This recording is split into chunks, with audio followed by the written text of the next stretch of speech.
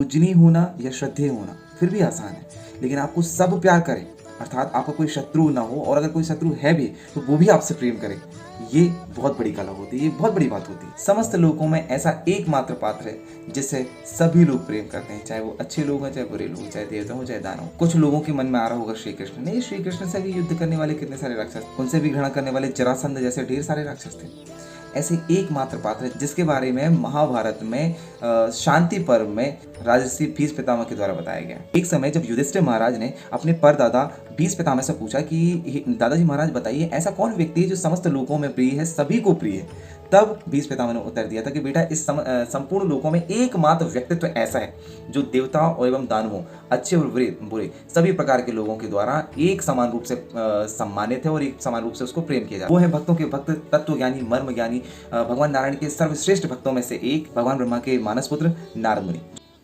वो है भक्तों के भक्त, सबसे बड़े दार्शनिक, श्री हरि के सबसे बड़े भक्तों में से एक, जो स्वयं संगीतज्ञ भी हैं, जिन्होंने वीणा का आविष्कार किया हुआ है, जो संपूर्ण ब्रह्मांड की आवश्यक घटनाओं को देवताओं, मनुष्यों, ऋषियों, साधु संतों तक पहुंचाते हैं, अर्थात जो पूरे ब्रह्मांड के सबसे पहले संवाददाता हैं, समाचार वाहक हैं, वो है देवर्षि नारद। जी हाँ, देवर्षि नारद ही एकमात्र ऐसा पात्र है जो देवताओं एवं दानवों, अच्छे और बुरे दोनों लोगों से एक समान रूप से पूजनीय है, एक समान रूप से प्रेम किया जाता है। ये हम चाहतियों को दुर्भाग्य है कि आज एक ऐसे देवर्षि जिन्होंने अपना संपूर्ण जीवन ब्रह्मचर्य में बिताया और जिन्होंने अपना संपूर्ण जीवन लोक कल्याण में अर्पित कर दिया, जो स्वयं भगवान श्री हरि के तीसरे अवतार कहलाते हैं, जो कि न केवल संगीत शास्त्र के बल्कि वेदों एवं पुराणों की भी ज्ञाता है, जिन्होंने वेद व्यास जैसे ज्ञानियों को भी परामर्श किया और जो बिना बुलाए साधु संतों, राजाओं, महाराजाओं, अच्छे लोगों की सहायता करने के लिए स्वयं से पहुंच जाते हैं। एक ऐसे संत को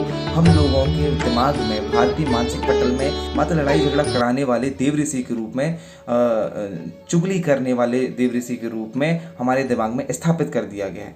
हमारे भारतीय सिनेमा के द्वारा सबसे बड़ा पाप अगर कुछ किया गया है तो वो ये है कि सबसे बड़े देव ऋषि को आज हमारे माइंड में एक छोटी छवि बनाकर, नकारात्मक छवि बनाकर उनको हमारे दिमाग में स्थापित कर दिया गया है कि अरे नारद मुनि, ये तो वही है ना जो लड़ाई झगड़ा कराते रहते हैं, अरे ये तो वही है ना जो चुगली करते रहते हैं। नहीं दोस्तों, ऐसा नहीं है। नारद मुनि बिल्कुल भी वैसे नहीं है जैसे हमारे टीवी सीरियल्स में दिखाया जाता है। नारद मुनि जो भी करते हैं बहुत सोच समझ कर करते हैं। नारद मुनि जो भी करते हैं लोक कल्याण के लिए करते हैं। नारद मुनि ने हाँ अगर कभी झगड़ा कराया भी है तो वो भी लोक कल्याण के लिए कराया, क्योंकि उसी से मानव समाज का उत्थान होने वाला था, उसी से मानव समाज के समस्त दुखों का अंत होने वाला था। लेकिन नहीं, हमारे सिनेमा में या हमारे टीवी सीरियल्स में ऐसा नहीं दिखाया जाएगा। उनकी एक निगेटिव छवि हमारे सामने प्रस्तुत की जाती है, जो कि बहुत बड़ा पाप। तो आइए आज नारद मुनि के द्वारा किए गए कुछ विशेष कार्यों को जानते हैं जिसके कारण उनका इतना सम्मान है और उनको इतना प्रेम किया जाता है। सबसे पहले नारद पुराण का सृजन। जी हाँ दोस्तों, वैसे तो नारद मुनि संपूर्ण शास्त्रों के ज्ञाता हैं, लेकिन उनके द्वारा एक विशेष पुराण लिखा गया जो कि 18 पुराणों में से एक है, जिसे नारद पुराण या नारदी पुराण कहा जाता है, जिसमें मूल रूप से 25,000 श्लोक हुआ करते थे, लेकिन आज उसमें 22,000 श्लोक हैं। 3,000 श्लोक जो है कहीं पर विलुप्त हो गए। इसी ग्रंथ के द्वारा भक्ति सूत्र का पता चलता है, जो कि मानव सभ्यता के लिए बहुत बड़ा उपहार है, जिसमें ये बताया गया कि 10,000 साल तपस्या, 2, 5, 10,000 साल तपस्या करने के अलावा भी कुछ ऐसे रास्ते हैं जिनके द्वारा ईश्वर को पाया जा सकता है। प्रेम पूर्ण तरीके से भक्ति करके भी ईश्वर को पाया जा सकता है। वाल्मीकि रामायण। जी हाँ दोस्तों, वैसे तो वाल्मीकि रामायण जो है वाल्मीकि जी द्वारा लिखी गई, लेकिन उसमें सबसे बड़ा योगदान अगर किसी का है तो वो है नारद मुनि का।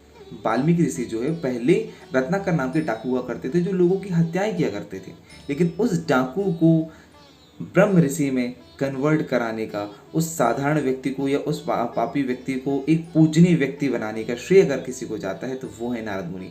कहते हैं कि रत्नाकर डाकू इतना पापी हुआ करता था कि वो राम नाम नहीं बोल पाता था, तो नारद मुनि ने उनसे बोला ठीक है कोई बात नहीं, तो मरा मरा मरा मरा बोलो। तो मरा मरा मरा बोलते बोलते नारद मुनि जो है राम राम राम बोलते रहे। मरा का उल्टा क्या होता है? राम होता है। जब वो कंटिन्यू एक ही लाइन में मरा मरा मरा मरा बोले, मरा मरा मरा बोलते बोलते वो मरा मरा राम राम राम राम राम राम बोलने लगे। उसके बाद नारद जी द्वारा वाल्मीकि जी को कुछ उपदेश दिए गए, राम जी की कुछ व्याख्याएं बताई गई। उसके बाद वाल्मीकि रामायण का सृजन हुआ है, जो कि हमारे सनातन सभ्यता के लिए बहुत बड़े अलंकार के रूप में है। हम सभी के लिए सबसे बड़ी मार्गदर्शक में से एक है क्या? वाल्मीकि रामायण। धर्म प्रचार, उपदेश या मार्गदर्शन की बात की जाए तो नारद मुनि की तुलना किसी से नहीं की सकती। जब प्रहलाद गर्भ में थे तब से ही नारद मुनि ने अपनी वाणी के द्वारा, अपने उपदेशों के द्वारा एक ऐसे व्यक्तित्व का निर्माण गर्भ में ही कर दिया कि जब उस बालक का जन्म हुआ तो वो बचपन से ही नारायण नारायण का नाम जप रहा था। नारद मुनि के द्वारा अपने उपदेशों और अपने भक्ति सूत्रों के द्वारा भक्त प्रहलाद जैसे व्यक्तित्व का निर्माण किया गया, जो कि संपूर्ण विश्व के लिए पूजनीय हो गया। आगे चलकर 5-6 साल की ध्रुव को नारायण मंत्र का उपदेश करने वाले कौन थे? वो भी नारद मुनि ही थे। नारद मुनि के द्वारा जब शिक्षा दी गई, नारद मुनि के द्वारा जब ये बताया गया कि किस तरह से नारायण की उपासना करना है जिससे वो तुम्हें दर्शन देने आएंगे, तब जाकर ही ध्रुव महाराज को भगवान विष्णु के दर्शन हो पाए थे। आगे चलकर हम देखते हैं कंस की बुद्धि भ्रष्ट करने वाले कौन थे? नारद मुनि ही थे, जिन्होंने आकर आकाशवाणी का मतलब समझाया था। वीणा के आविष्कारक एवं संगीत के प्रचारक मुनि कौन है? नारद मुनि ही तो हैं, जिन्होंने संगीत के द्वारा ईश्वर वंदना करके आनंद का एक नया रास्ता खोल दिया। नारद मुनि ने ही बताया कि संगीत करके आप आनंद उठा करके भी ईश्वर को प्राप्त कर सकते हो, हमेशा तप करते रहने की आवश्यकता नहीं है। वेद व्यास जी को उपदेश करके भागवत ग्रंथों की रचना करवाने वाला कौन है?